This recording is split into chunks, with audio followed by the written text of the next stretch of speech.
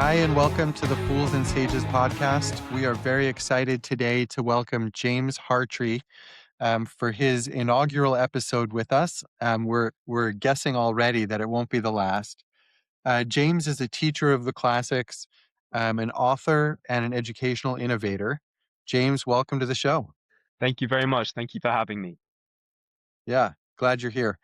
Maybe we can start out by if you could tell us a little bit about your background, your relationship to the classics, what being an educational innovator looks like for you these days. That would be great.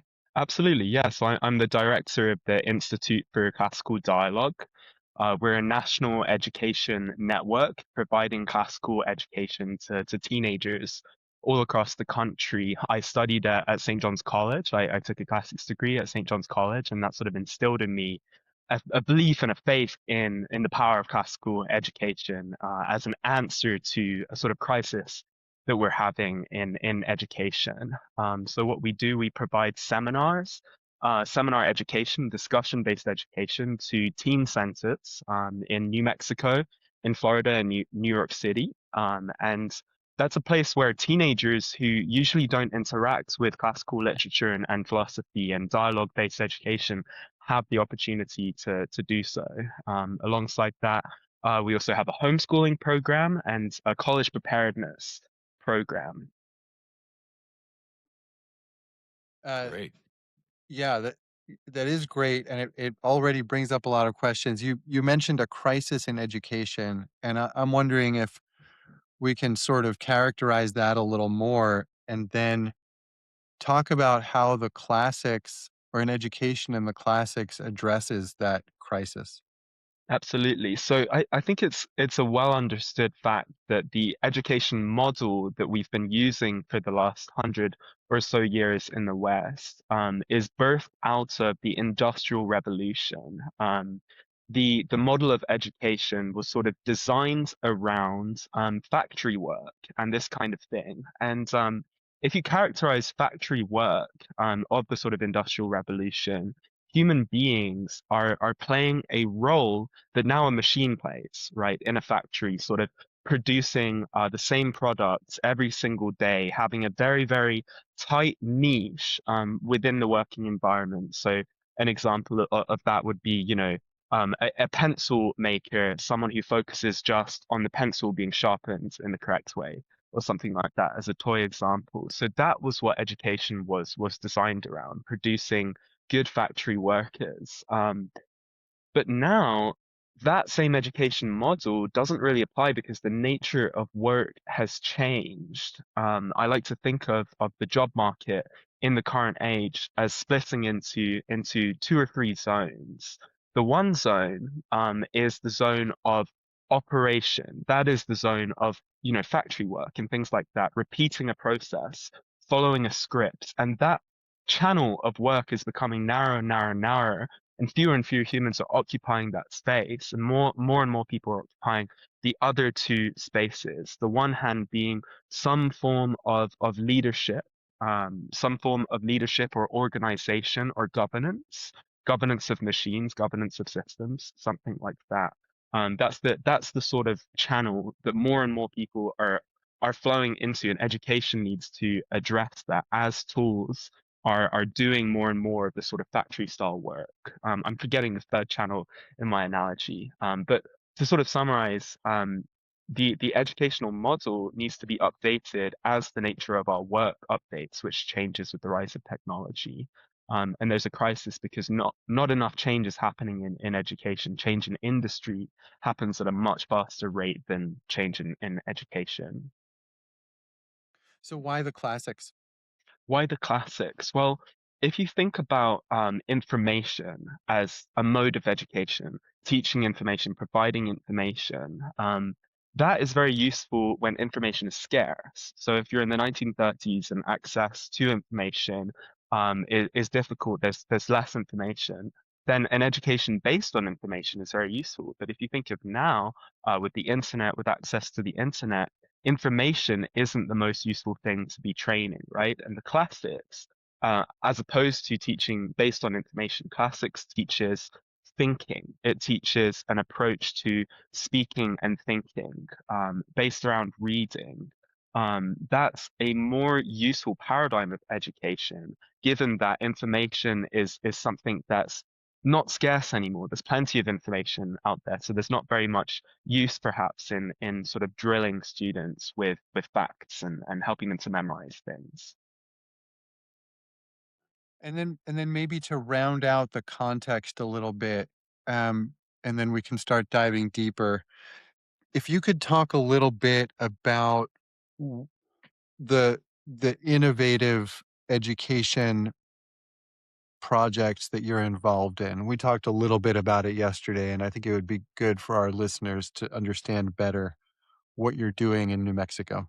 Absolutely. So New Mexico is a place where the literacy rate is extremely poor. We're ranking 50th in education, and I think the statistics are that only 40% of 18-year-olds, high school seniors, are reading at grade level. So the literacy rate is very, very low. And for that reason, it's very hard to sort of tell students, open a book of Plato and just start reading or something like that. That's just impossible for most kids. So what I'm trying to do is I'm trying to distill the essence of classical education and make it applicable for a student who cannot read or can't read at the level that is needed to do classical dialogue, right? So Socratic seminar, a conversation, as opposed to a lecture, I think is most of the essence of classical education. I think the text is actually secondary, right?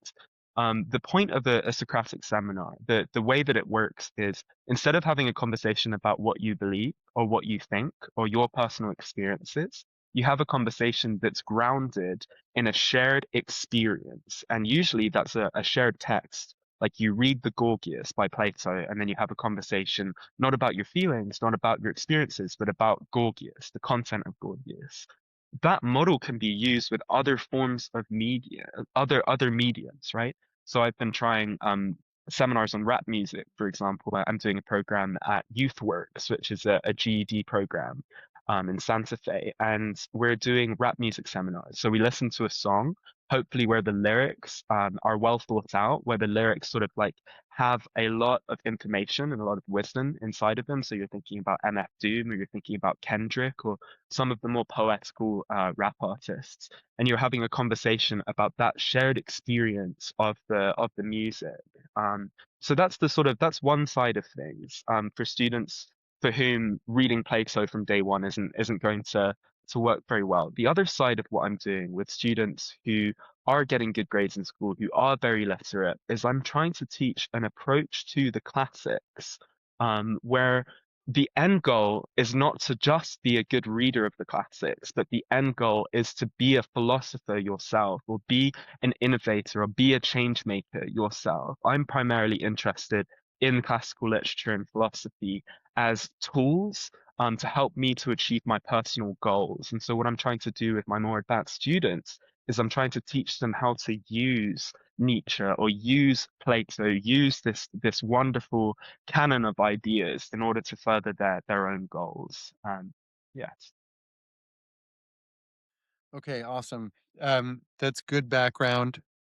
So maybe as a jumping off point, um, you said something a little while ago about the relationship between speaking and thinking, Hmm. and I think there's more to be said about that, and that's a topic that's dear to us on the show also. That's come up a number of times.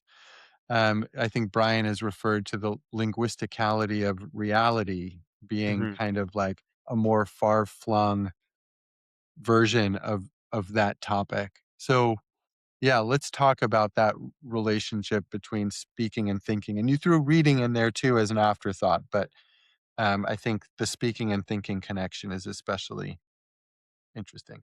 Absolutely. I mean, if I could first talk about writing and reading and the connection between those, that'll get us, I think, to speaking and thinking. When I read a student's writing and I see that the writing is exceptional and it's very clear and it's very fluid, what that indicates to me is that they read a lot. People who read a lot write extremely well. And the reason why is if you're reading Plato for 4 hours one day on Monday, and then on Tuesday you're reading 4 hours of Rousseau, and you're just reading and reading and reading, your mind is getting filled up with the style and the diction of the great authors, right? What you consume, you are what you eat, and that applies especially to information, right? So if you're consuming TikTok all day, your attention span is short and you're not hyperverbal, right? If you're reading dense philosophy, difficult literature all day, then that trains the pattern of your mind and it trains the pattern of your writing. And the same thing is true of the way that you speak. If you're actively engaged in serious discussion as a sort of daily habit, that trains you to be very articulate, to ask questions well, to deliver your ideas precisely, right? So the more that you read, the more capable you are to write clearly. The more you can write, the more you can read, the more you can speak. These three skills sort of revolve around each other and contribute to one another. Brian, do you want to take that to the um, like so Jordan Peterson has said something a number of times about if you can't verbalize a thought, you didn't really have it. And so writing and speaking are ways of also creating the um, hermeneutic uh, um, back and forth to refine the thinking, verbalize it, refine it again, verbalize it. So I figured you'd want to jump on that. Yeah. Well, and I think I also said, I think in our last episode that just has to drop in the next day or two, which I was just editing earlier.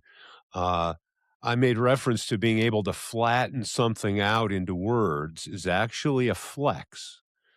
It's actually, I mean, we all can say the easy stuff. It's the philosophers that are saying things that, if they have been said, they haven't been grasped, and that the grasping of which changes everything. And so I guess, the thing that th- the reason, okay, my head's in the last episode, which I want to call Can Philosophy Repair the World? Mm, And the reason that I'm interested in that is not because philosophy trains us to think per se, but more because in depth, when we get into it, philosophy starts to unfold our entanglement with the world itself. mhm, And that's what I mean when I talk about the linguisticality. People think naively, and I don't mean that as a put down, I mean at the surface level, that we're an object that is a person and we move in a space with other objects and we interact with those objects based on that dimension of reality. mhm, But in fact, I don't move in a world of objects. I work in a I move in a world that's been translated into a world of meaning. So for example, as I look across the room, I see a brown square, but I don't really see a brown square. I see a door. mhm, Okay. And I play with that because I made a bunch of green smudges on a piece of paper up here over my head. But I can play with the fact that you're so well trained in taking meaning out of visuals that I can mean a mountain range, but all it was a bunch of smudges of green, right? So I move in this world of meaning and it stores my idea of relations and it stores my idea of potential. It stores my predictive capacity. And this is literally where the beginning of John in the Greek, right? In arche hologos, in the beginning was the word. And I don't think that idea started with John. mm, Just because it's at the beginning of John, it's much older than that, I believe, in mm, fact. And it has to do with how humans live in this world entangled with meaning. And it's the way we metabolize that meaning, the way we interpret that. That literally is what qualifies what life brings back to us, and we get into that feedback loop, right? So that's why literally I say, yeah, reading's good, but for most people, reading's kind of square and meeting's kind of, something you do when you're not out there living life. Mm. But as you said, what we really want to do is be philosophers, not understand philosophy as something that we spend a few hours and then we go back to working on the truck. No, and I've said this before, when I'm working on the truck, that is philosophy. Mhm. When I'm smudging green things on the paper, that is philosophy. When I'm building the room, that's philosophy. If I'm bringing the right disposition to it, which is a topic we touched on a little bit. But anyway, so, my first comment is, bully for you, because this is definitely what's missing. And it isn't just a side thing, it's actually the filter through which we generate and transform the world itself. Mhm. So it really is the key to power. I mean, you Mhm. get my this is the nature of my one-string banjo song about philosophy. Um, but so for me, the crux of that is the word, and it's that relationship with meaning. And it really gets into who we see ourselves to be, who we see ourselves to be potentially. And that's where it gets down to the kids that you're working with. Mhm. And, so I'm interested in that because all of that has to do with our worldview and it's all shared through language and image. And, are moving fast. We've said before, we're in this world of hyper novelty and it makes reading look really Mhm. slow. Mhm. Just when you said reading for 4 hours, I kinda cringed. I was like, "Who can do that?" Yes. Right? Who can do that? And yet, I think, just the topic of literacy and the nature of letters and the fact that it used to be I was thinking about this the other day. It used to be a whole skill set to make scratchings on paper that people could translate to meaning. You were a scribe. You were a cipher? Is that the A what, word? sorry? Yeah, Cipher, yeah. Ah. A Sophia is a scribe. which is Boaz's last name. And then we had this printing press thing happen, and all of a sudden everybody can read. And we were remarking earlier how it was a line got crossed when all of a sudden people could read without reading out loud, that our nervous system had to kind of speed up to this. Well, it seems like you're on the cutting edge of another speed up, of another modal change of the nature of literacy itself. And I don't think that we're going to be fruitful if we think in terms of going backwards. I think we need, as you're saying, we need to think in terms of moving forwards. Mhm. Mhm. Mhm. In spite of being an old guy, I have to say that. Uh-huh. Uh-huh. I'd say Um, for sorry, I interrupt. yeah, no, please, whatever that bells that rings for you. Yeah. For students, for teenagers, my challenge is always to communicate to them, why am I asking you to do something very hard, whether that's learning Euclid propositions and presenting them, or whether it's reading ancient philosophy or mathematical philosophy. I always feel like my role as an educator is to justify how I'm educating, to explain to my student my pedagogy. There's nothing worse than being in high school and you ask your teacher, but teacher, why do we have to do this? And the teacher says, because it's on the test. Because I'm a private educator, I don't have to follow a test. I don't have to follow a script. So I'm constantly justifying to my students, why are we learning this? Why is this worth your time? And my main pitch to a teenager of why bother with reading, why bother with this stuff is your vocabulary defines how much of yourself you can reveal to the world. The more that you know, the more words that you know, the more accurately and precisely you can unravel yourself and share yourself with someone else. And when I say vocabulary, there's a simple meaning of vocabulary of words, right? But then there's also a vocabulary of ideas, right? If you've read epistemology, if you've read Kant, if you've read Descartes, any of the philosophers who are systematic and generate their own words or their own ideas, you gain access to this language of ideas, which allows you to build more complex thoughts, right? And then articulate them out into the world. And the same is true of literature. If you think of a Shakespeare, for example, Shakespeare is responsible for very much of the formation of the English language, right? So that's the word version of vocabulary, but also in the idea version of vocabulary. When you have been raised in the tradition of classical literature and philosophy, you gain access to this worldwide conversation that's taking place using the artifacts of philosophy and literature as the building blocks of conversation. So, for example, if we have Shakespeare in common, then I can bring up the Midsummer Night's Dream and the state of nature madness, and I can use that idea. I can bring this sort of like whole suitcase of concepts, this whole suitcase of context, and I can speak it out in just a single word by evoking the Midsummer Night's Dream, right?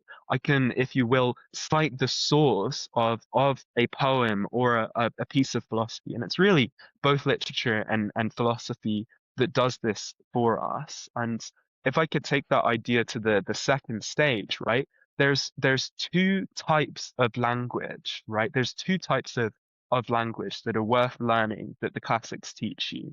On the one hand is the jargon language, right? So this is the technical language of Kant, for example. What Kant did in his study of the theory of mind would be impossible if he didn't invent a very precise vocabulary where when he says one word, one word, it brings out a whole suitcase of meaning. Having jargon allows you to say in very few words a very great deal, right? So jargon is the tool of discovery. I like to think of philosophic or literary innovation as diving into the ocean, right? You're diving into the ocean, you're going through troubled waters. It's dangerous. You know, philosophers become mad. You're diving into the ocean and you're trying to get hold of a piece of treasure, get hold of a piece of new knowledge, right? Then you have to bring it up to the surface. The goal there is outside of jargon. The goal there is something closer to rhetoric, something closer to almost sophistry. The second part of language is being able to describe and speak convincingly. And this is a skill that I think is lacking sometimes in classical educational initiatives. Classics educators often don't teach the skill of communicating clearly without jargon. For myself, I'm very interested in being able to read a very dense philosophic book and then bring the treasures of that knowledge into a conversation with a layperson who hasn't studied analytical philosophy. I want to be able to clearly communicate dense philosophic matters in entirely common language. And I'd actually say that the ability to describe an idea in common words, in common parlance, proves your precise understanding of that word. So there's those two skills, right? The classical education in dialogue, emphasis on in dialogue builds. It builds it builds the jargon that lets you access a difficult idea, and then it builds the rhetoric which allows you to communicate it clearly and disseminate it. And I would have two responses. And one is because I also hammer on language. And but you know, one of the reasons is one of the things that's like nobody wants to talk about. And that's the whole field of sociolinguistics. And that is that the way you speak is the way you get pigeonholed by people. Hmm. You know, I would consider myself, for example, overly educated. And, you know, I mean, Latin, Greek, French, German, Spanish, just in the language side of things. And some years ago, I was working for an attorney doing construction on the side of his house, repairing some ornate old carpentry and sort of reproducing it. And he came out, we had a little conversation. I said something and I used some word and he looked at me and he said, "Well, that's a $50 word." And, you know, the sad truth is I probably paid a lot more than $50 for it. Yes. And the happy thing is that it told me that my ninja skills were working perfectly. And because one of the things you learn out in the real world is that being seen as an intellectual doesn't always serve you. Does not. And and so, for example, when I was young, I hitchhiked all throughout the United States. And I don't know if you've spent much time around, but what some people make the argument there's 7 different countries here. What's the other one? 11 different countries. Yes. And if you get into the dialects, they're very different dialects, right? Hmm. And so when I was a hippie, hitchhiking through the deep South, I relied on my ability to say yes, sir. And there's a cultural communication, not technical, but the language still translated to freedom, and that's the critical link. I think that language does serve in a rhetorical sense, but also, and maybe this is kind of the John Dewey influence in me. I'm very hands on, but for example, I was a kung fu teacher. So the topic of how do I encourage people to do things that are difficult is like, every day before breakfast, right? Yes. And in fact, in kung fu, we call it eating bitter because medicinal herbs that are good for you are often bitter. And but what's the practical use? Well, getting your butt kicked is also bitter. So when one puts sweating next to bleeding, sweating looks pretty good. Um, with philosophy and with the mastery of language, it might not be so obvious. But just like people's languaging it with rap buys them membership into their peer group, Hmm. languaging of other peer groups will buy them membership into those groups. Hmm. And I'm not making a high minded argument here. I'm making a very strategic, like you're going to go out in life, you're going to try to get what you want. You get what you want is going to be a direct result of the social flex that you can put across. And I think kids understand that already, right? And Absolutely. but I think it's multidimensional in the way that it opens up worlds, and that is part of the mystery of the linguisticality of being Hmm. itself. And because I'm going to go out into life, right? And I'm going to want to get what I want. Well, just there, do I really want that? Why do I want it? And once I get it, then what? Then the real philosophy might start, Hmm. right? Hmm. There's got to be a rock and roll reference in there somewhere, right? And you may find yourself living in a shotgun shack with a beautiful wife and a beautiful car. And you may ask yourself, how did I get here? Right? How the That's an days old go by. reference from the Talking Heads, right? But philosophy and language is the door to all of that. I mean, it's Yes. literally the door to everything. And I Yes. think it got side maybe because of that factory agenda that you were talking about. Yes. Yeah. Yeah. But to me, language is when we go into some of these other spaces, that these liminal spaces, like in shamanistic contexts, language is a pretty much all you've got. Language is a tether. Language is a decoding machine. And there's also this idea that we've played with a lot that adds a dimension, I think, to what you're saying. And that is that language or certain distinctions work like a philosophical machine that we roll up to certain things. I'm a great problem solver, right? I mean, from my hands on, I ran a water system for a town, and sometimes things go wrong. You got to figure it out. And so there is a facility that comes from certain philosophical machines that we will discuss, at times in the show here, Hmm. but anyway, I just wanted to sort of, point to some of that. Is there some from that, you think? Or Absolutely. Yeah.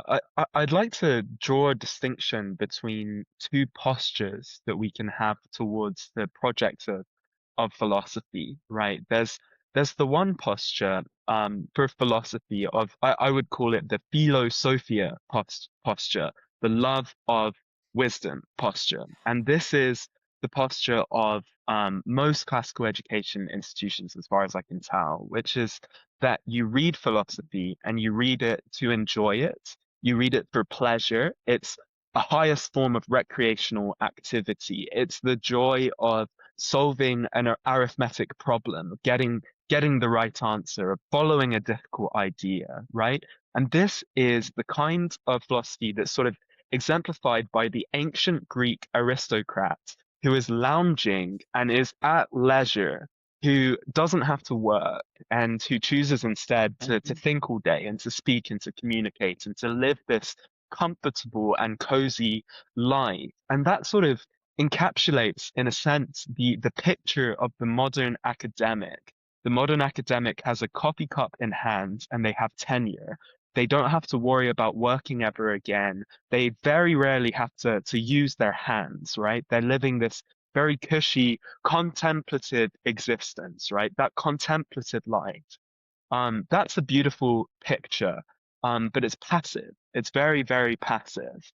The kind of philosophic posture that I'm interested in personally and that I'm trying to show to my students is the philosophy of action, which is the writing of philosophy. There's reading philosophy.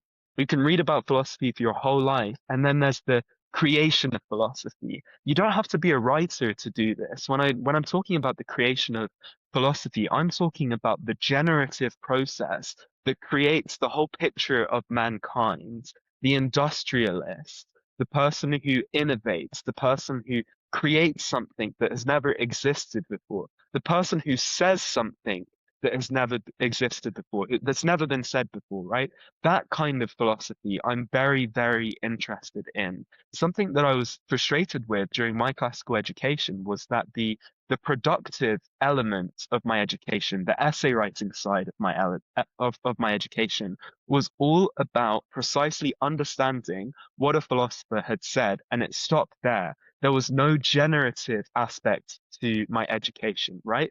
And I need to stop myself here because the process of writing new philosophy requires a great deal of reading and digesting and consuming. If you take Aristotle, for example, every Aristotle book, whether it's the physics or the ethics, starts with an investigation of all of the theories that came before him, and he reviews them and he builds upon those ideas and notices what's missing, right? So the beginning of the generative process involves digesting what has come before, right? And it's the same thing that scholars now do, where at the beginning of a scholarly paper, you have to engage the whole literature and what has everyone else said on the matter, right? But then there's a step two. There's a step two, which is living, which is innovating. I have a Nietzsche quote that I'd like to share from Beyond Good and Evil, which I feel like conveys this very well. So Nietzsche says, a philosopher, is that not a man who is constantly experiencing,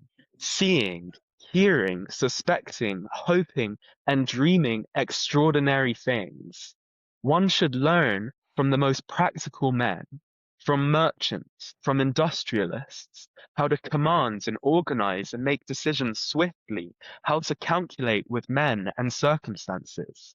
It is precisely these abilities that have been lacking in philosophers so far, he says, and I guess it's the late 19th or the early 20th century. So there is a picture of philosophy that Nietzsche gifts us with, which is very active. It's not the pasty scholar who sort of is stuck on their computer and stuck right here and stuck in a very narrow channel of intellectual thought, right? The philosopher has an expansive life. The philosopher, much of what a philosopher is their internal experience and being extraordinary, thinking extraordinary thoughts, doing extraordinary things. That's the kind of productive philosophy that I'm passionate about, where you take the digestion, you digest what's come before in the literary tradition, but then you act and you do things and you write things, right? There's also observation in that part of digestion, right? In the process of understanding what already exists before you innovate, there's looking into the world and seeing deeply into the world. An example of this, there's an essay that was written on Substack by Mytho America, and the essay is called "The Metaphysics of Waffle House." Metaphysics would be the study of gods, right? The study of what is underlying physics, what underlies reality itself, what are the building blocks of reality itself, right? The metaphysics of Waffle House, a fast food chain. What is there to see in a fast food chain? What is the philosophic stakes of a fast food chain? There couldn't be higher stakes. Being able to see into something that's banal and ordinary and commonplace and understanding what's extraordinary about it, that is the process of philosophic innovation, right? Seeing into the ordinary and drawing out the extraordinary. That is intelligence. One of my teachers, Michael Granke, a scholar of Nietzsche, Michael Granke, he says, or he said, um, intelligence is being able to listen to someone who doesn't really understand what they're talking about, who's stumbling through the idea that they're trying to deliver, and still gaining great wisdom from it, finding something that inspires in you some sort of like grand innovation, right? So he says that a mind of the likes of Kant or Newton would be able to listen to me rambling about a subject that I hardly understand and gain great wisdom for it. So that intelligence to look at something banal and take something extraordinary from it, that is the philosopher, I would say. Um, I want to bring back the idea of creating philosophy, um, and tie that together with so you brought it up in terms of writing, James, but then also doing extraordinary things. And we've talked some on the show about how we're living our philosophy every day. If we talk a good game, but don't do anything, or do unvirtuous things, then we're actually communicating through our actions what our real philosophy is. That's like a very black and white way of looking at it, but just to illustrate the point. And I'm wondering, I guess I'm wondering to to hear more about how how we live manifests our philosophy and how that resonates with you. But I'm also curious to bring that back to the education that you're doing with kids struggling with literacy, and what kinds of um, it, the implication to me is that they're not just learning classics; they're learning how to live through the process of classical dialogue, and they're not just learning. They're learning to think, they're learning to speak, but they're also learning to do in some way. And I'm wondering what you see um, there. So with the kids and writ large, I'm curious to hear more about this idea. The way that you spend your day, the activities that make up your day, the stakes couldn't be higher with that. If you remain in a state of um, easy consumption and luxury for the majority of your day, then the environment of your mind is blank and is bland, right? If you spend your day watching YouTube videos and watching videos that have no substance behind them, that require no level of attention from you, that require no level of effort, you're training your mind in a habit of laziness and impotence, right? If you spend your day doing very hard things, you're training your mind to remain in that state of high effort, of high productivity. That could be reading The Critique of Pure Reason by Kant. That could be ultra marathon running. Something that's difficult, that requires attention and effort and exertion. If that's what's making up your day, then the environment of your mind is being formed to be productive. I think of our relationship with our mind as something like a garden. So um, if you are engaging with serious things and you're thinking serious thoughts and you're doing hard things, then your mind the garden of your mind is healthy and it's springing with life, and something will sprout that hasn't sprouted before. Life will form, an idea will come out of your mind. Your mind is productive because of what you feed it. It couldn't be more obvious, right?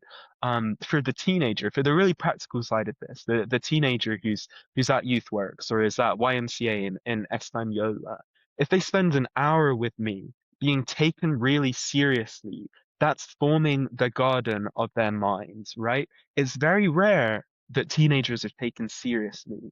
The teenager who doesn't have a very verbal relationship with their parents, who isn't talking and listening and speaking and arguing and debating and critiquing and analyzing all the time at home, right?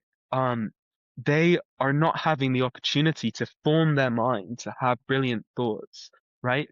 If you're taken seriously and if you're expected to make an effort, that changes your mind. That changes the environments of your mind. So what I'm hoping I'm doing is I'm asking teenagers to say more than one or two words to me. So I'll ask them a question. For example, when I go to Santa Fe Teen Center today, I'm going to ask my teenage group. I'm going to ask them, um, is man by nature corrupt, or is man corrupt by society? This is a question of the political philosophers. Is man corrupt by nature or by society? I won't accept the answer, it's by society, James, and we move on. No, I'm going to say why. I'm going to demand an explanation. Um, that simple process of having serious conversation is forming your mind. And in terms of the practical consequences of this, if we look at the job market, there's a huge crisis in the job market. The statistics say that if you apply to jobs on LinkedIn and Indeed and jobs.com, you need to apply to about 1 to 200 positions to get a job or to get an interview even. You need to apply to hundreds and hundreds of places. That mode of seeking work, it doesn't work. And the reason why is because you can one-click apply to jobs because there's so little effort in the application. There's loads and loads of candidates, right? Let me ask you, who's the candidate who gets the job? The candidate who gets the job is the person who communicates most clearly why they are a good fit for that job. It's the person who takes that one out of the 200 jobs that they're applying for extremely seriously and calls up the employer and talks to them and asks questions and sends emails to people and learns about the work, right? The person who can communicate the clearest wins, right? The person who can call someone up and have an hour's conversation where they ask good questions instead of general questions. The person who asks precise questions, who has the wisdom to know what kinds of questions to ask, that's the person that gets ahead, right? The person who can communicate clearly. And there's two sides to that. There's the question asking and there's the saying your own thing, right? Question asking is a skill and it shouldn't be taken for granted. Being able to ask a good question is great for conversation. It's great for your professional life. It's great for your intellectual curiosity. But there's another reason that right now in 2026, asking brilliant questions is a crucial skill. More and more of our work is involved with using intelligent machines. It's using large language models. It's using AI. It's using ChatGPT. The person who can't ask good questions cannot prompt a large language model well, right? There's a very big difference between asking a general question. Let's say, for example, that I'm using ChatGPT to write my website copy. I could say, hey, ChatGPT, can you write my website copy, please? And it's going to give me an answer. And it has some context about what the Institute for Classical Dialogue is. So it's gonna come up with something.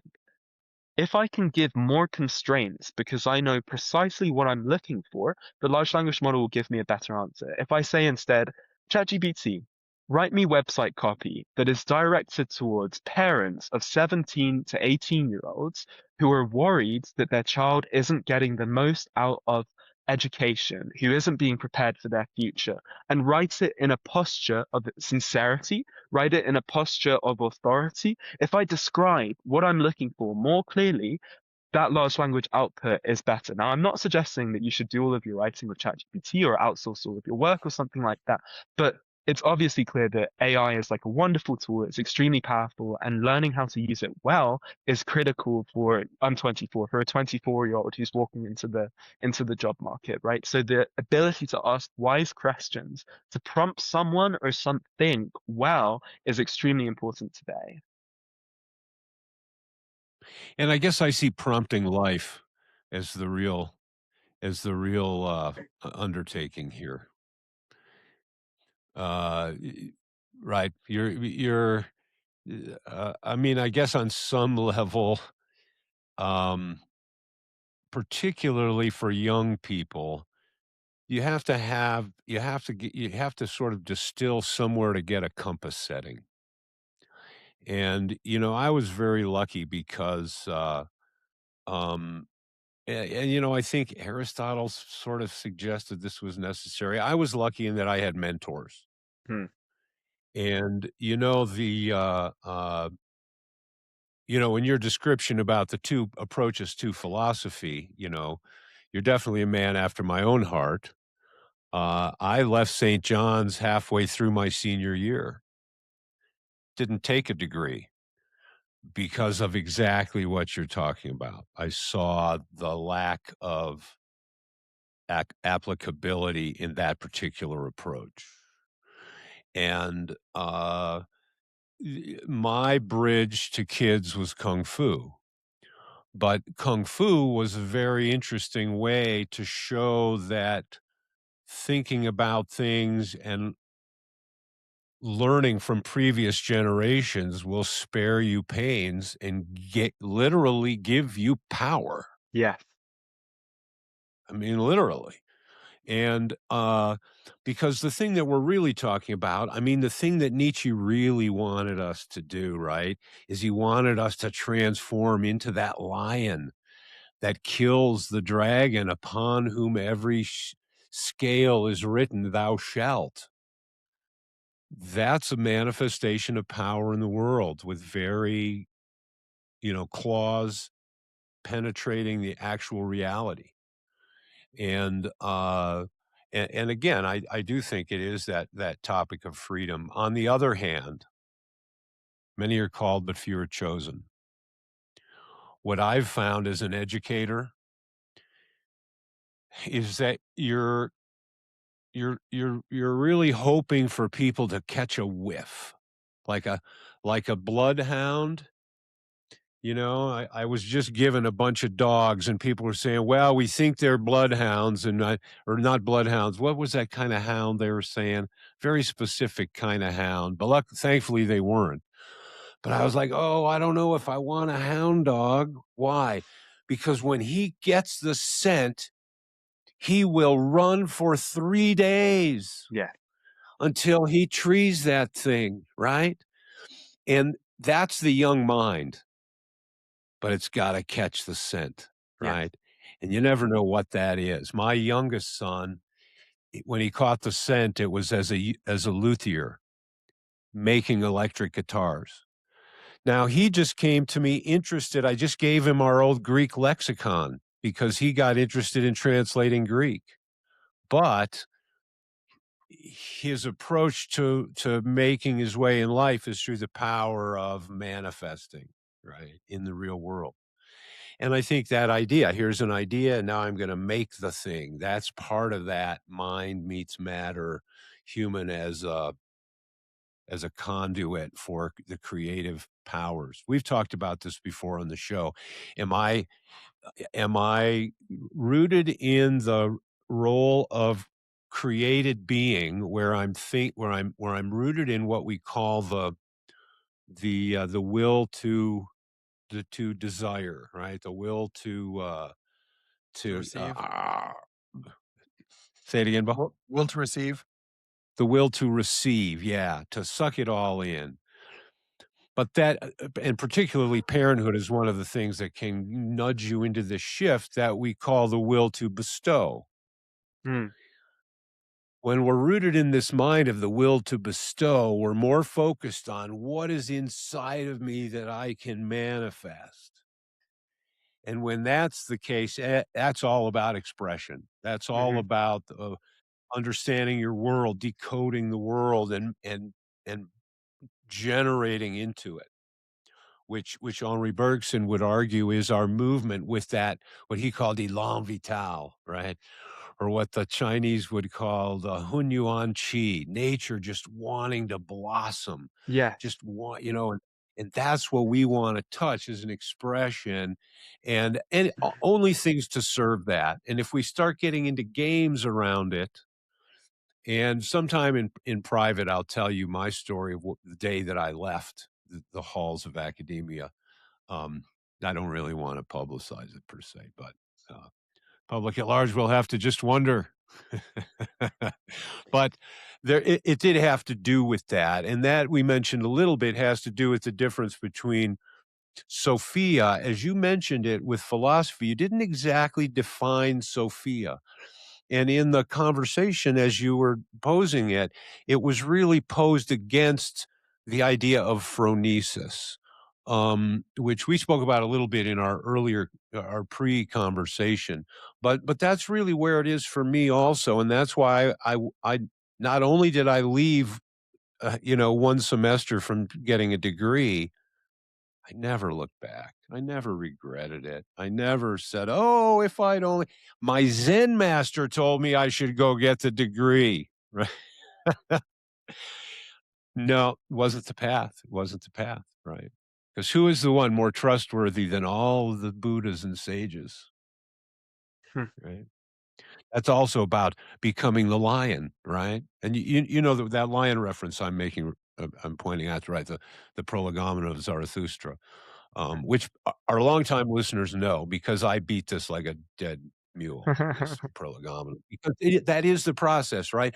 What is life about? I don't want to do people's homework for them. You Mhm. don't take my word for it. But my argument is that life is about the evolution of consciousness. Yes. And in that pragmatic American way. And that's why I wanted to say, I'm going to make you an honorary American, James, because Thank you. your pragmatic approach is well suited and well contextualized by the American pragmatic view of things, which is, when the rubber meets the road, where do we end up out of it? What is the result? What is the cash value? How does our life fruit out from this? And that's where maybe that's the yardstick we use to choose our teachers or to choose our philosophies or to try on worldviews, right? That Absolutely. great German word Weltanschauung, right? If I may comment on that in particular, Please.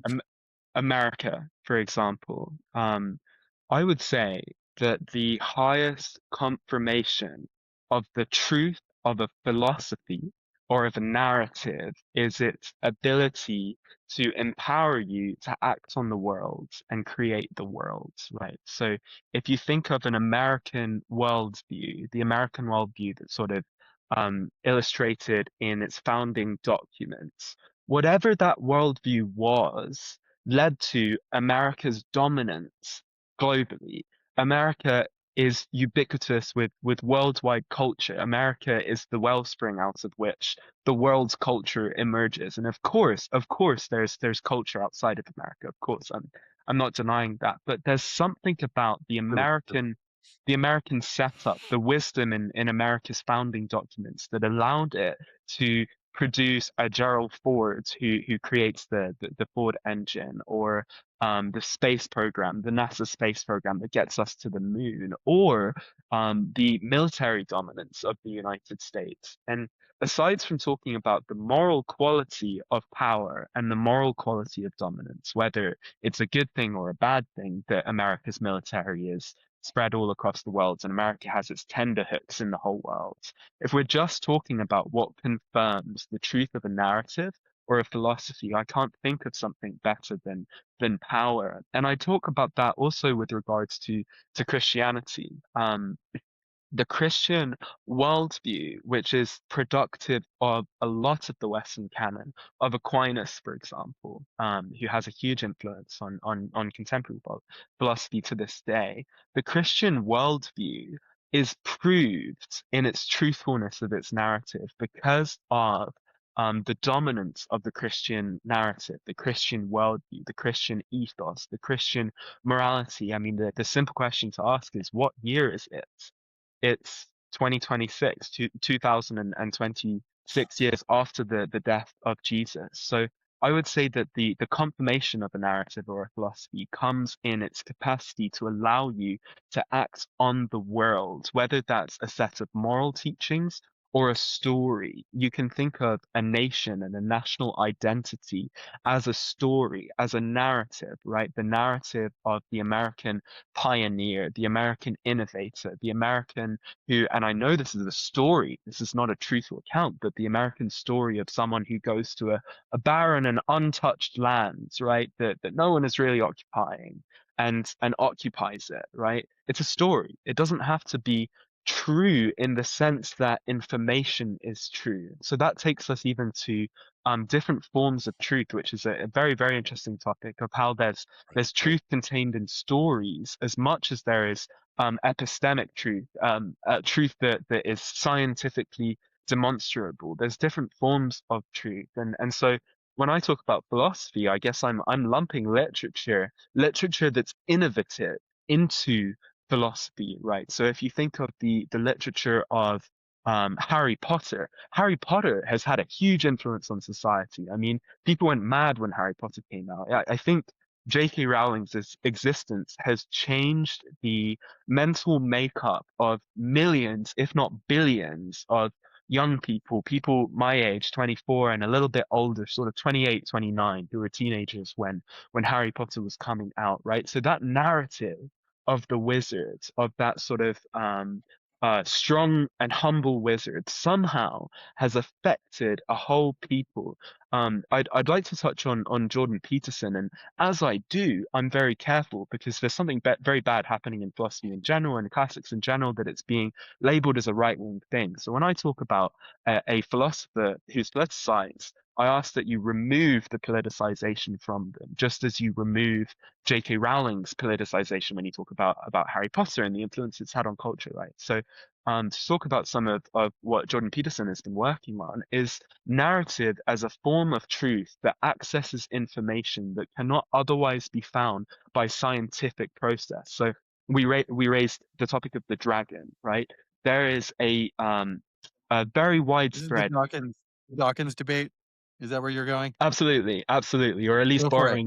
borrowing some of the ideas from there. So there's an age-old story about a dragon that hoards gold, that there's a dragon that guards treasure. And I could say, well, there's no such thing as a dragon, and I'd be wrong. There is such a thing as a dragon in the sense that the story is meant. Um, the narrative of a dragon guarding gold. What this does for us is it makes a sort of container for the idea of um, innovation or treasure being something that is difficult to attain, right? If you want to access treasure, there's a dragon in front of it, right? You've got to defeat the dragon. It's not easy to acquire wealth. It's not easy to acquire the treasures of the mind or innovate in philosophy. You have to overcome dragons. You have to equip yourself to be able to slay the dragon to access the gold. So narrative, whether it's a national identity or it's a children's story, contains a form of wisdom that either cannot be demonstrated scientifically, or it's knowledge that is pre-scientific. Maybe if we continue on the track of evolution, of biological evolution, maybe we will discover some essential truth about the fact that treasure is guarded by something dangerous. Maybe there is a scientifically demonstrable truth there. But what narrative does is it allows us to access extremely powerful truth before it has been scientifically proven. We see this in the Old Testament, for example. One of the rules, all of the rules of Jewish cleanliness, right? Israelite cleanliness. Many of those rules have a scientific backing that we're now aware of, right? So the idea of washing your hands, which comes up in the Old Testament thousands and thousands and thousands of years before germ theory. That knowledge is contained in an identity, a Jewish identity. It's contained in a story or in a narrative of the Bible way before it gets scientifically proven. So there's a value to story also in terms of empowerment and allowing us to do things and allowing us to act on the world. Yeah. Well, and since the revolution, or I'm sorry, since the Enlightenment, uh, people have been leaning the boat in the other direction. And the reason is because, um, I mean, there's a number of reasons, but the implicit thing that comes with the Enlightenment, this is great, terms, is that we only want to talk about stuff that's out in the light. We want to be able to measure it. We want to be able to describe it without any question. Um, well, one of the things that you find, particularly as an artist, and I think Goethe was one of the ones that really brought this out, was that the really fruitful places are the liminal zones. We did an episode about the plover who runs back and forth between the ocean and the shore, because it's in those liminal zones that where the creative forces manifest. It's the things that we can't quite make the outlines out of. And those are the things, Goethe was associated with a movement called Sturm und Drang. Yes. Sturm means storm, right? So you get an emotional idea. And Drang gets translated as stress. So storm and stress.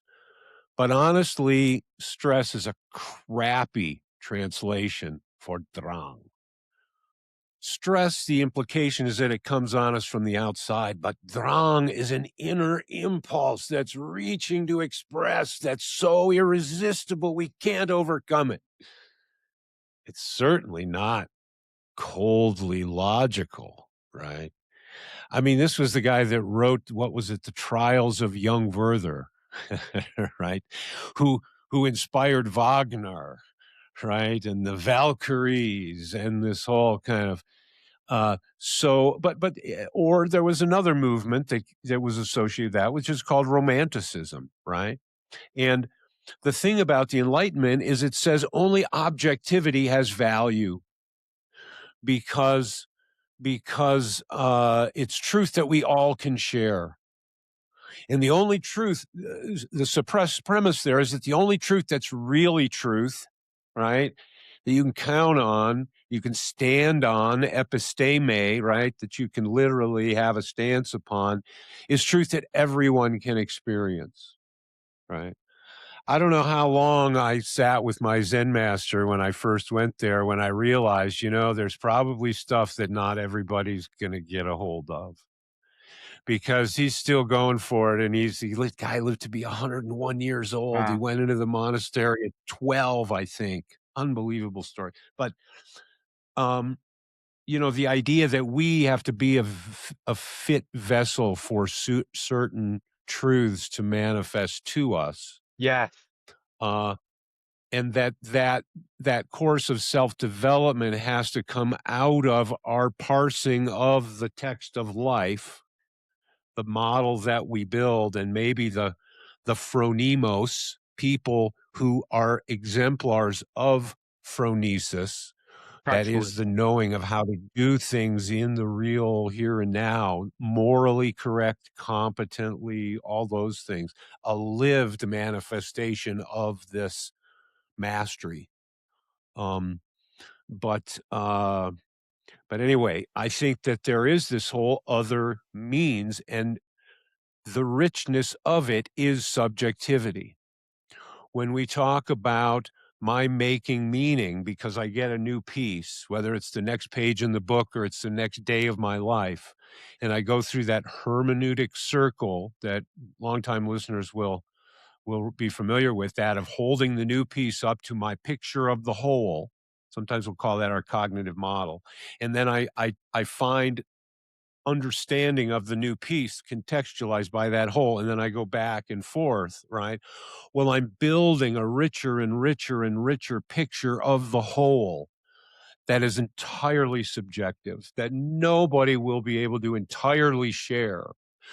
I will have overlaps, and there'll be parts that I can express, but parts will be beyond expression, that will be trailing off into those liminal spaces that maybe will load up the content of my dreams, that will be threads to understand when I behaved a certain way that I didn't understand why I behaved that way. Or I ended up, these kinds of mysteries where it isn't just outer mysteries, but inner mysteries as Mm-hmm. well.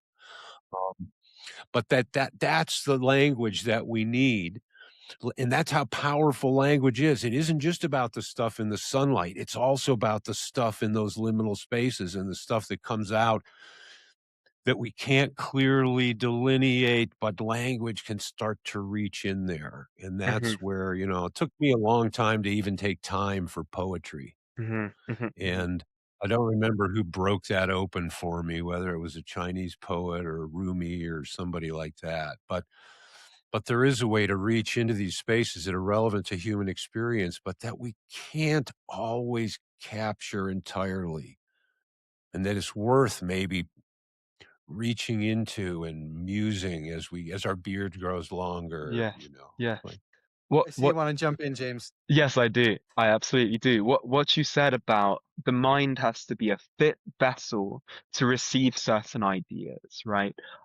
This is true on a societal scale. Society has to be a fit container in order to create a certain innovation. So you might ask, like, why didn't we discover that the Earth revolves around the sun rather than the sun revolves around the Earth earlier? Why did we not come up with the innovation of computers, digital technology earlier?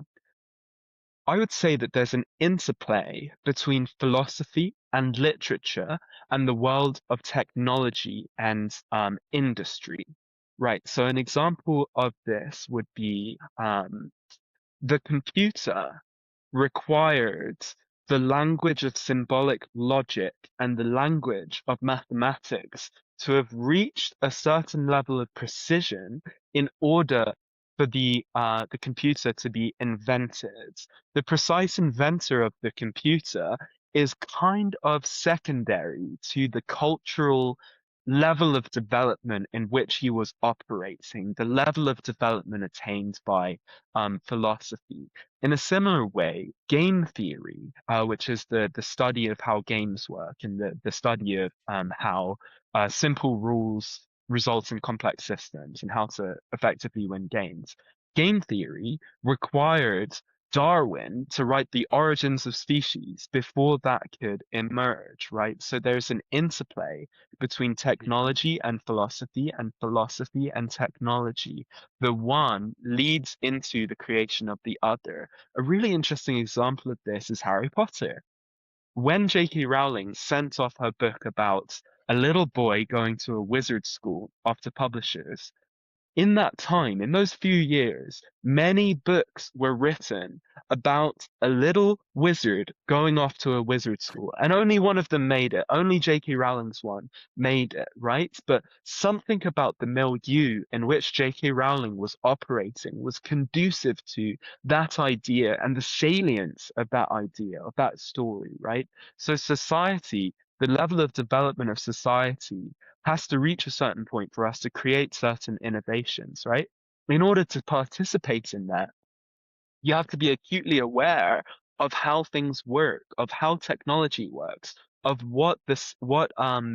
where literature is. What are people writing about these days? What are the techniques of literature? Of how far philosophy goes? Like, what are people talking about in philosophy? What's our best theory of mind? All of these kind of things.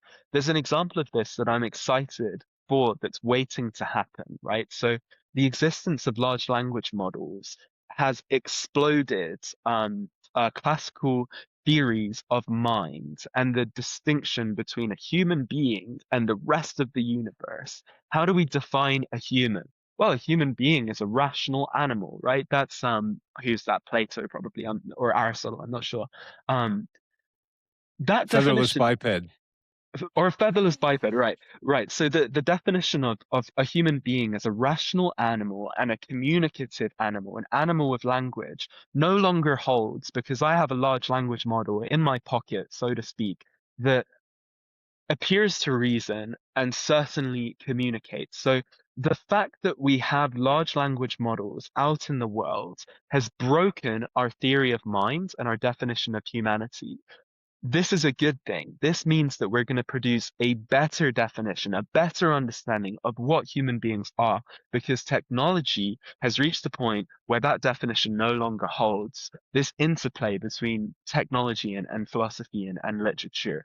In order to participate in that innovative project of humanity, you've got to be reading and you've got to be aware of where technology is at. And if I could hazard a guess, I think it's going to be the Catholics who come up with the next theory of mind. They're going to drag something out of an old Catholic scholar, right? An old sort of like Catholic scholar that no one's read for 100 years, who has a theory of mind, who still holds up, because those guys, those Catholics, have in their tradition like a preservation of the definition of mind and the use of the term soul, right? Soulfulness, which will become quite useful, I think, now that we're confronting machines that are very like ourselves, but that Catholics certainly will deny have sentience and will deny have that same sort of unique seed planted in them by God that creates a life with moral worth, a life that has existential stakes, a life that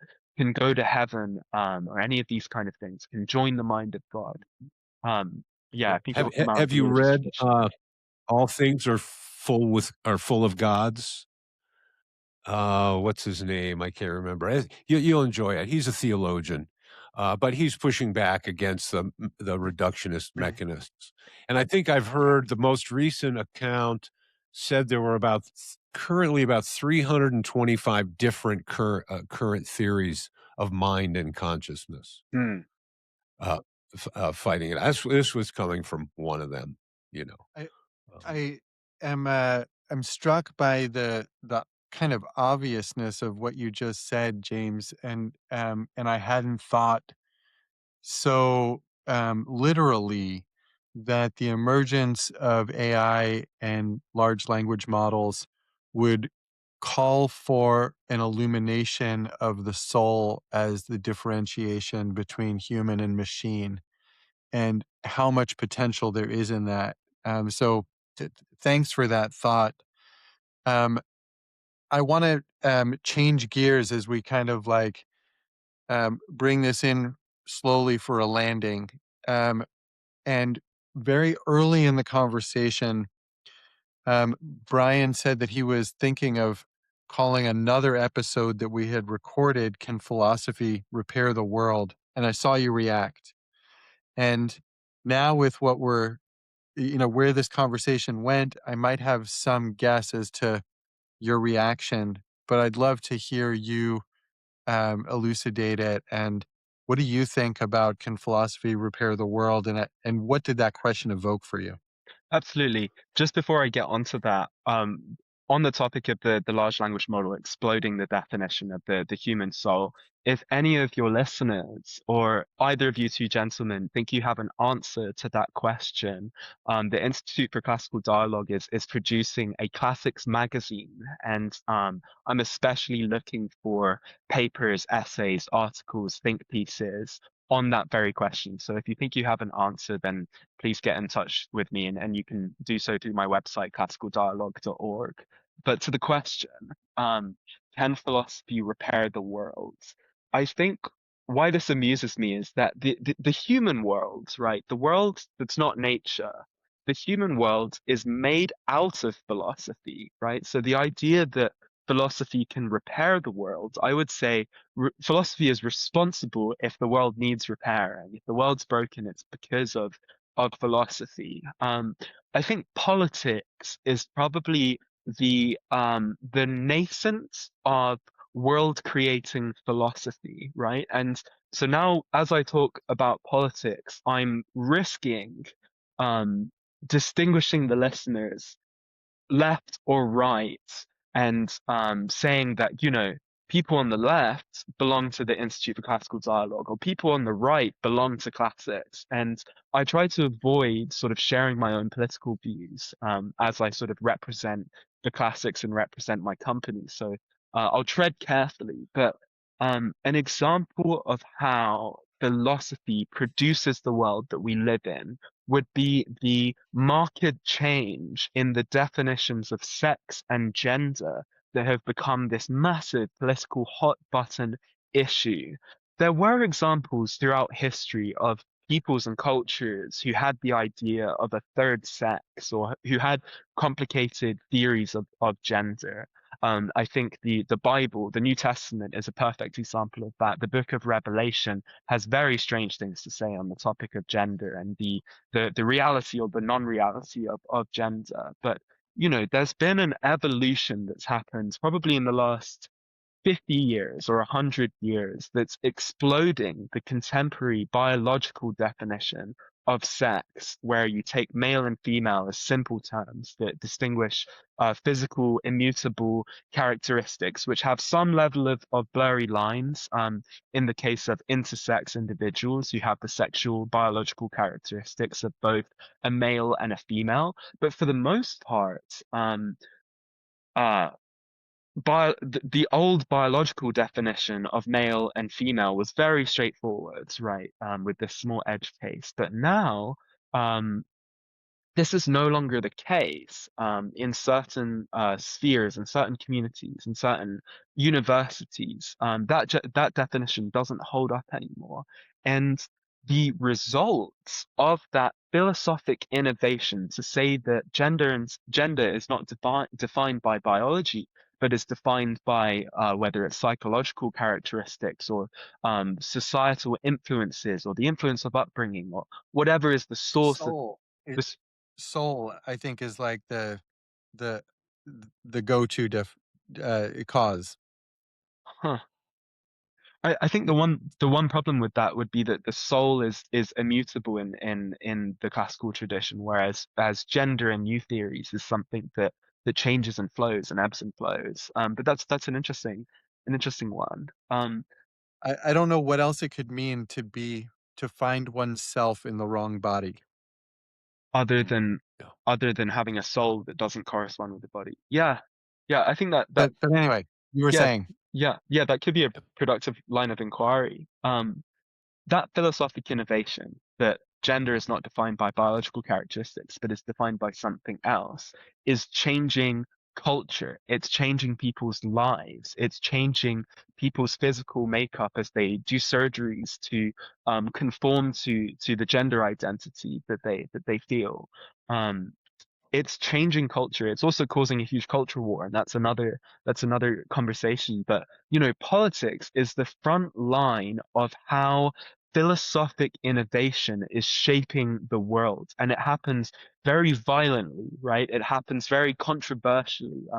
These are sort of difficult worldwide conversations, worldwide culture wars, which produce the human world that we live in. See, what I thought of immediately was a play by a Greek playwright from the theater of the absurd by the name of Ionesco.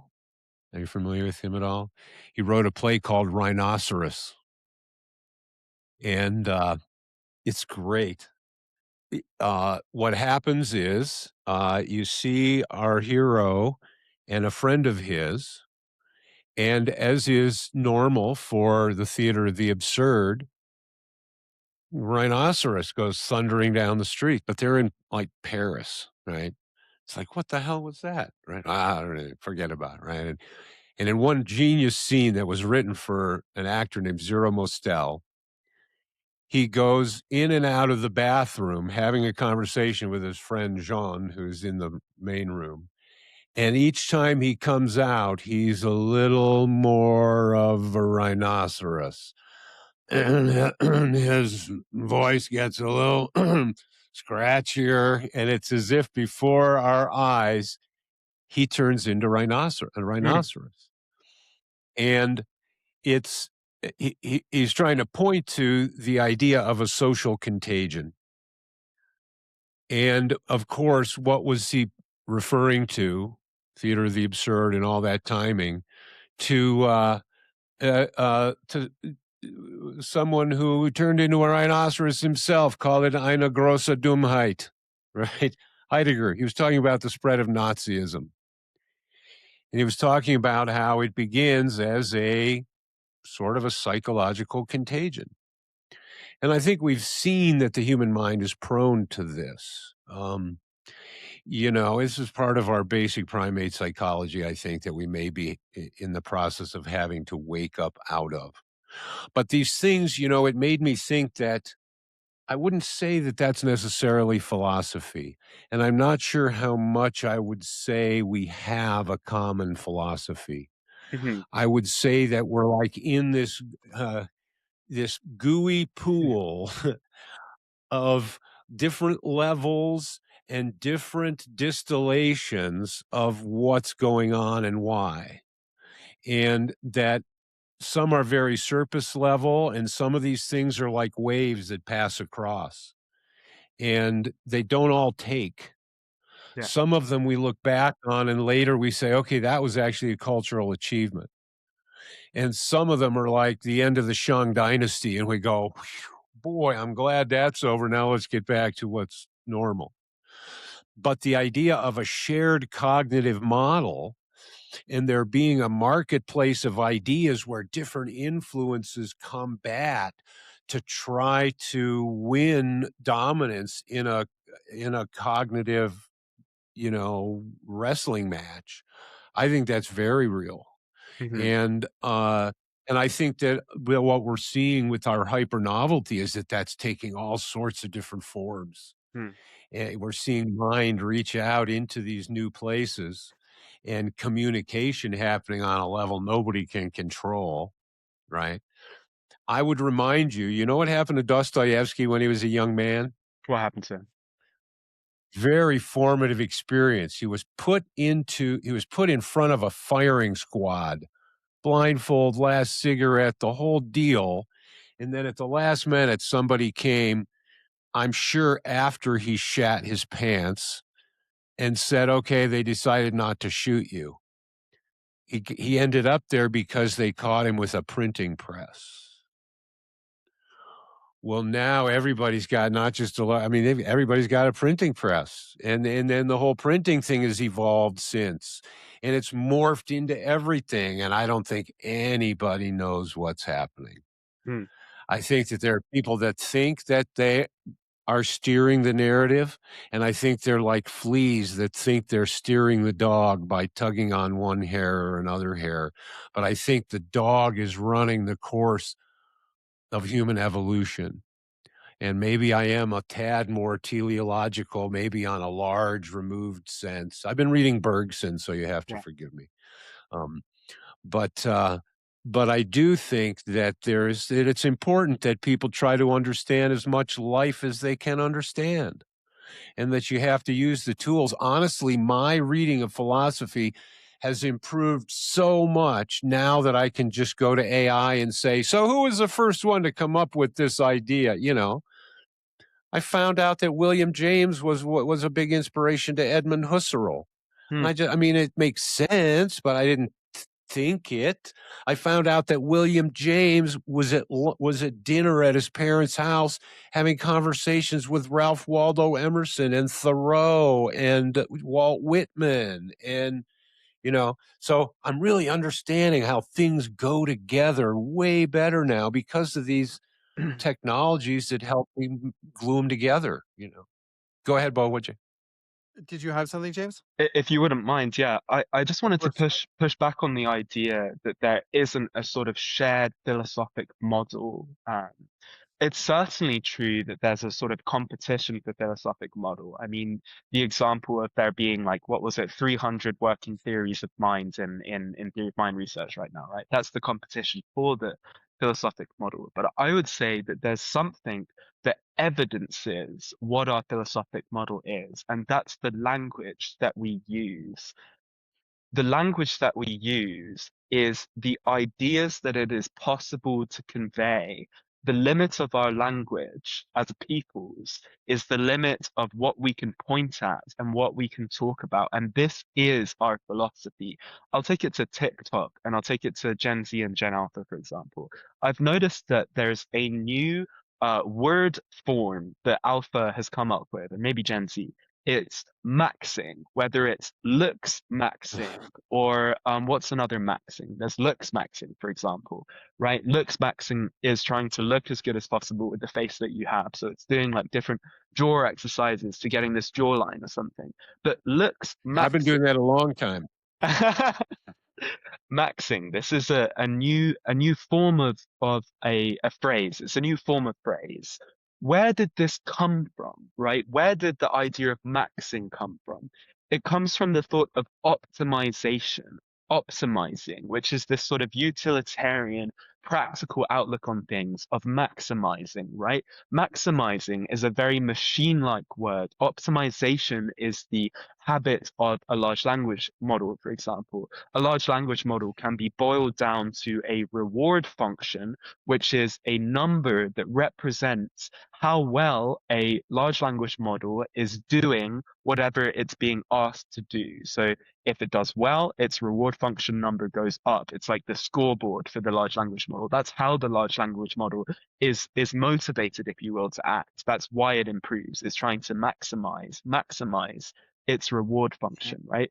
So the sort of modern milieu in which Gen Alpha and Gen Z are walking is one of optimization. It's one of machines, right? So that's where, this is my spitballing guess, but this is where the idea of maxing, whether it's looks maxing or wealth maxing or gains maxing or whatever, that's why maxing, maxxing, has become a compelling phrase form. It's because we're very much in the place of machines optimizing for a specific narrow output, which has come out of the utilitarian project of the Industrial Revolution, right? And so maxing is evidencing the philosophy of Gen Alpha and Gen Z. Gen Alpha and Gen Z, of course, I'm Gen Z, so I'm included in this picture.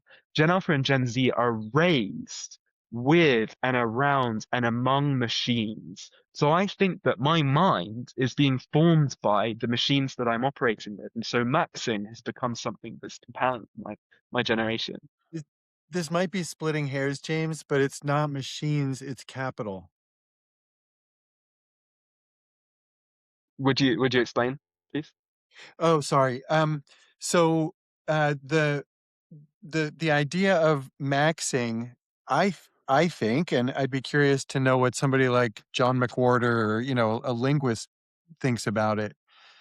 Is that it's the kind of word and the kind of invention of a word that I see coming out of tech culture, where a lot of words are invented and amalgamated out of other words. Like, it's where a lot of nouns become verbs. Like we have to action that, or vice versa. What's your ask? um, so maxing, I think in modern America is less from a consciousness of machines and more from a consciousness of looking for a chart that looks like this in terms of revenue generation or the equivalent or market cap. That's ROI. what this culture is trying to max, and everything else follows. And I would also challenge the notion that that a collection of notions held largely unconsciously necessarily constitute a philosophy. Now, I I think it's a myself, worldview. I think it's a cognitive model, whether it's conscious or not. Like I really right, love, I love the explanation of the boundaries of language represent the boundaries of shared consciousness, and I think there must be something to say about shared consciousness if we're a holon, right? Because there's a field that we talk about, And I like the boundaries of language being the map of that. I think that's Yeah. pretty cool. And that we don't all use the same language, Yeah.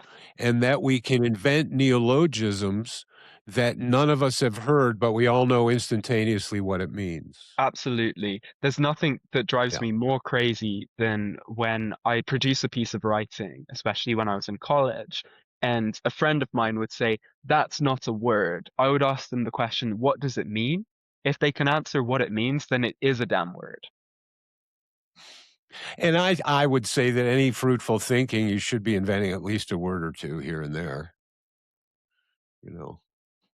I used to do Um, that for my kids all the time, right? If they need a tissue, that's a blow noser, Yeah, exactly. Yeah, yeah. right?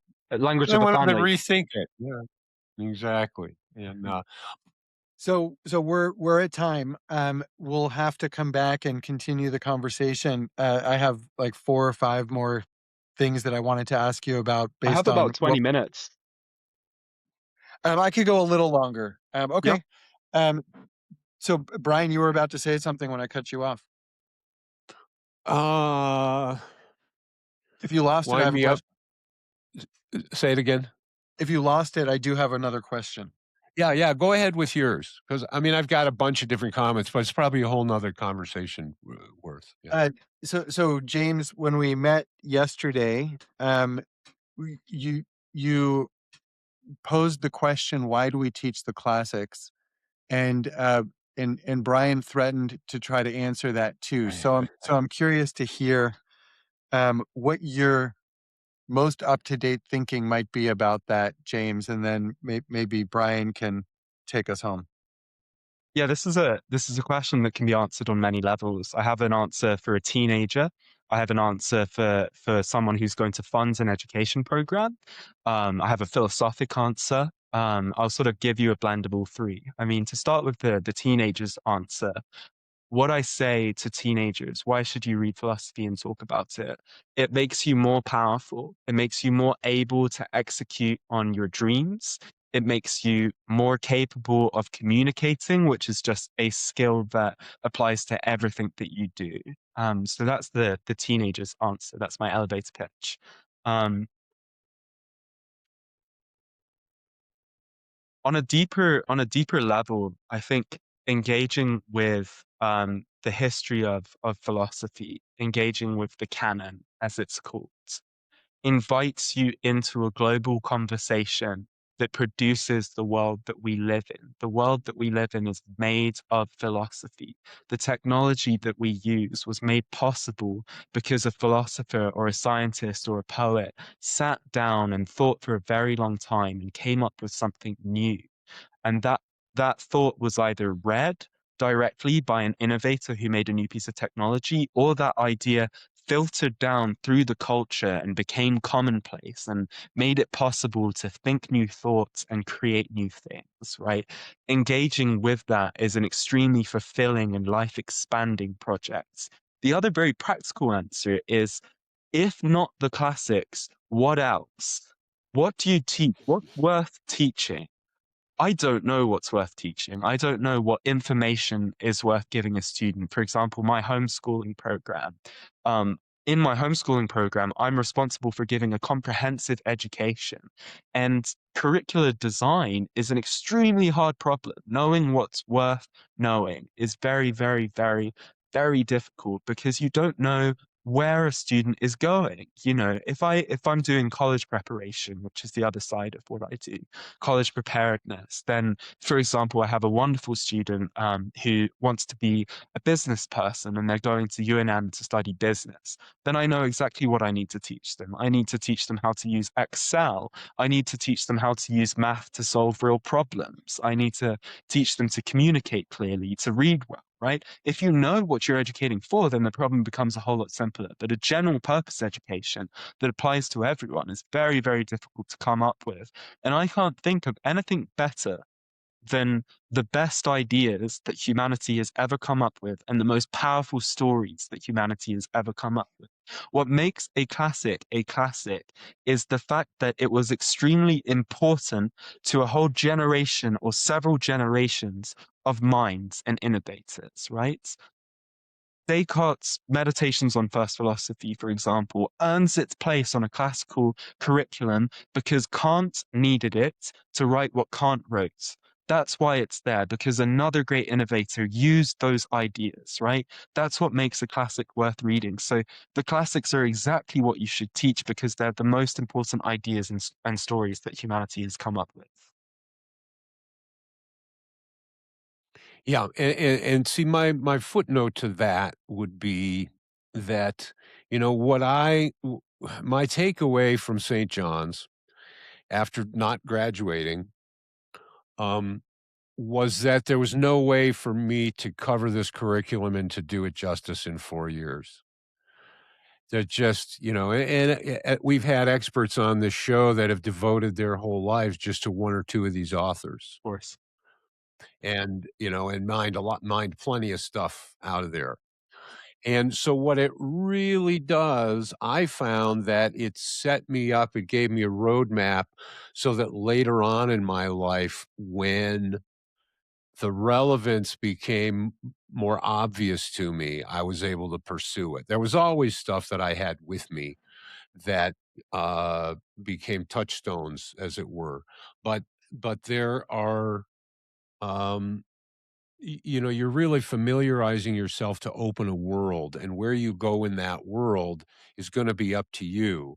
Um, I think more and more now that I've seen my kids grow into adulthood, and I've seen their generation grow into adulthood. Uh, you might be interested in this episode that's going to drop tomorrow because a lot of it is looking at the listening and about how to speak with a certain leverage. You really need to grasp the listening. And so every kid is so different that, I mean, when I taught, I used to teach Bhagwat Song. And I mean, I still here and there, but the famous master of Bhagwat Song, his name was Donghai Chuan. And one of the things he's famous for is, of all the students that he's known to have taught, probably 70 some, he never taught two the same. Yeah. Th- There were things that he taught that were the common components that they all shared, but they all came with different bodies. They came with different expertise. They came with different ideas about where they were going. And, as I look back in my career where I've had a lot of students, uh, most of them were students informally, and there was never any one curriculum. They all learned something that added to their journey, but their journey really belonged to them. One of my old lectures was how every life is a koan, like a Zen koan, a Zen riddle. And you want to be empowered to face the riddle that your life is. And so that can be hard to tell from the outside. And so really you want to kind of make as many things open to people as possible, Yeah. and maybe encourage them that they do have what it takes to get it. That's one of the things we hope to help with the show, is to provide a bridge to some of these things that are a little more difficult. You might not be ready to pick up Time and Being in Time by Heidegger and launch in and start grabbing useful stuff out of it, but we may be able to help by pulling some of the language problems out of there and, shining some light on some parts that we can directly draw. Here's your experience. And so yeah, I'm less one size fits all than I used to be Yeah. about that. But I do, I consider myself an autodidactic polymath. And so I may only be a reasonable teacher for autodidactic polymaths. Right. Right. I have to prepare myself for that possibility at least. Brian, I think I remember what you might have been about to say when we changed to this question, and I do think it might be worth going back to. So the prompt is, why is wh- what did you disagree with in James's characterization of a collective philosophy? Oh, I suppose just maybe I myself have been very generous in the application of the term philosophy. Yes, me too. Yeah. So, I mean, I've said such radical things as that everybody is a philosopher. Most people are just crappy at it because they're unconscious about it, and that they haven't exerted any effort or eaten any bitter to try to upgrade their results in the pursuit. And so I'm more, I won't say that the world isn't living out of a certain set of notions and a certain set of assumptions, and that those notions and assumptions, I think they are, as you imply, sort of a distillation of people's general perceptions of things. And so that we do collectively face disaster based on our collective understandings. I just maybe in this sense, I want to hold out a little more for philosophy. Uh, I want to, uh, for example, when I ask the question, can philosophy repair the world? I'll give it away. It's kind of a trick question. I don't expect philosophy to repair the world per se. I expect philosophy to repair your world. And that means by turning it on your mechanism and understanding the perceptual situation that you're in and the role that your thinking and your worldview and all that plays in generating that world and empowering you to work on that. And that's the role that I see for philosophy. When I start looking at things at large, what I see are these great chapters like Ibn Khaldun talks about or John Battista Vico. These are guys that looked at history or Nietzsche with his eternal recurrence says, well, there are these chapters and whether it's a spiral or it's a circle, we seem to go through these cycles and those cycles seem to speak more to collective mind and the things bubbling out of collective unconscious. I would almost want to, when I'm looking to understand the mania of the times, I'm going to do shamanism to try to grasp that. My rational mind is part of it, but this is bubbling up out of deeply liminal spaces. And that, like, for example, just leaps to mind. Adolf Hitler said at one point that he considered Rudolf Steiner his greatest competitor for control of the German spirit. Right? So it's almost like that's more of a shamanic comment than a political one or a philosophical one or so I guess I'm thinking that there's something more dimensional and more gooey and more mystical going on about what the world thinks about itself. But I think it's very fruitful to think about. And I think that what you're talking about is a level of it. But I think there's a dance behind what you're talking about. And that's the level that I'm musing about it on. But I think we probably don't have time to unfold that. But we shall, given time, over future episodes, of which, I'm sure we'll be interested in the future of hearing how your enterprise goes. And, I think there's a lot of part Bs probably that fall naturally from our conversation. Is Hmm. there anything you wanted to say or questions or things? Or Boaz, did you want I to? I was We're I hitting the was gonna wall. offer James the last word, because I'm actually gonna have to drop off shortly, and I would definitely wanna continue this, but, um, James, any last reactions or as Brian said, questions or anything you wanna leave us with? Yeah, I guess I would leave with just a simple message for parents, anyone who has a child, especially a teenager.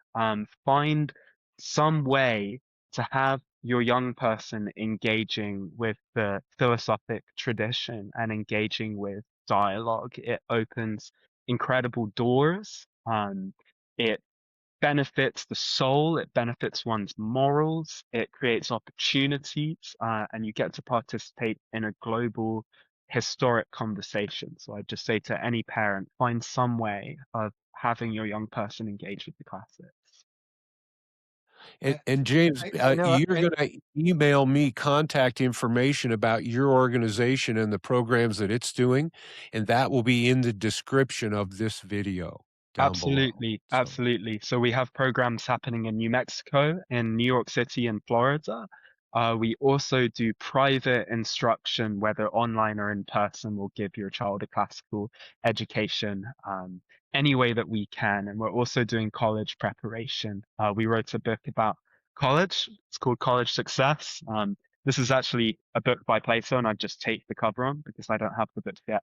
But that's available on Amazon if you want to think about how to succeed in college and succeed in career with a different paradigm than just getting the best grades.